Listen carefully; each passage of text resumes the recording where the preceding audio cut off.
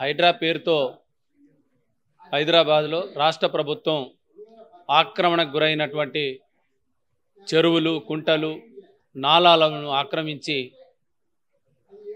ఇల్లులు కట్టుకున్న వాళ్ళన్నింటినీ కూలుస్తామని గత కొంతకాలంగా పెద్ద ఎత్తున హైడ్రా పేరుతో కూల్చివేతలు ప్రారంభించారు. ఇప్పటికే అనేది రాష్ట్ర ప్రభుత్వం చేసిన ఈ హైడ్రాను ఇంకా స్ట్రెంథన్ చేసి రాష్ట్ర వ్యాప్తంగా ముందుకెళ్తాం తప్ప వెనక్కి ప్రసక్తే లేదని ముఖ్యమంత్రి రేవంత్ రెడ్డి గారు చెప్తా ఉన్నారు. మంచిదే, కానీ హైడ్రా పేరుతో ఈరోజు జరుగుతున్నది ఆక్రమణలు ఎవరైతే నిజంగా చెరువుల్ని, నాలాల్ని, కుంటలని కబ్జా చేసి భూ కామాంధులు ఎవరు ఉన్నారో, రియల్ ఎస్టేటు భూదందా చేసే రియల్ ఎస్టేటు దళారీలు, బిల్డర్లు, వీళ్ళను వదిలిపెట్టి సామాన్యమైనటువంటి పేదలు, ఇప్పుడు గత 10 సంవత్సరాలు ఆక్రమణ చేయలే పేదలు, గత 30-40 సంవత్సరాల క్రితం ఇదే కాంగ్రెస్ ప్రభుత్వం వాళ్ళకి పట్టాలు ఇచ్చింది, కరెంట్ ఇచ్చింది, ఆధార్ ఇచ్చింది, అన్ని ఓటర్ ఐడి కార్డులు ఉన్నాయి ఇదే చెరువుల దగ్గర.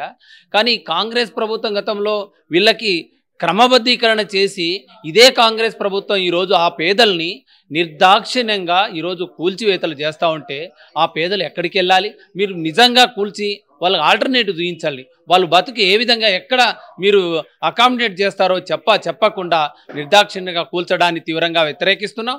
పేదలే లక్ష్యంగా మీరు చేస్తే పేదల్ని ముందు పెట్టి ఈరోజు భూకామాంధుల్ని కాపాడే ప్రయత్నం తప్ప ఇది వేరే కాదు.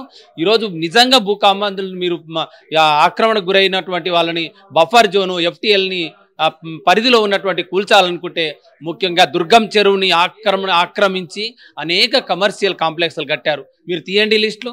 ఈరోజు హుస్సేన్ సాగర్ చుట్టూ, బఫర్ జోన్ చుట్టూ ఎన్ని కమర్షియల్ బిల్డింగ్లు ఉన్నాయి? వాళ్ళని ఎందుకు కూలగొట్టట్లేదు? పేదలు ఈరోజు సున్నపు చెరువులో పేదలు కట్టుకున్నటువంటి ఇళ్లను ఇది దాడి చేసి వాళ్ళని ఈరోజు నిరాశ్రులను చేసి రోడ్డును పడేశారు. ఇదా కాంగ్రెస్ ప్రభుత్వం చేస్తున్నది? అందుకోసమే ఇది పక్షపాతంగా వ్యవహరిస్తుంది ఈ ప్రభుత్వము. పేదలే లక్ష్యంగా ఈరోజు కూల్చివేతలు జరుగుతున్నాయి. నిజంగా మీరు చిత్తశుద్ధి ఉంటే ఈరోజు ఆక్రమించినటువంటి అందరినీ కూల్చాలని మేము డిమాండ్ చేస్తూ ఉన్నాం.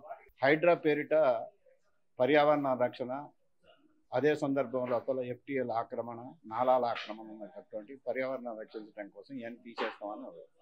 వీటిలో ఆక్రమించుకున్నటువంటి వాటి లోపల ప్రధానంగా ధనవంతులు, కోటీశ్వరులు ఆక్రమించారు. వాళ్ళు తీసేయడానికి అభ్యంతరం కాదు.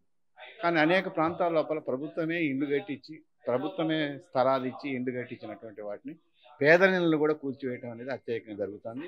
అవి తక్షణమే విరమించుకోవాలా. అవి కూలగొట్టదలుచుకుంటే ప్రత్యామ్నాయం చూపించిన తర్వాతనే కూలగొట్టాలి తప్ప ఇటు పరిస్థితుల్లో కూలగొట్టడానికి వీలు.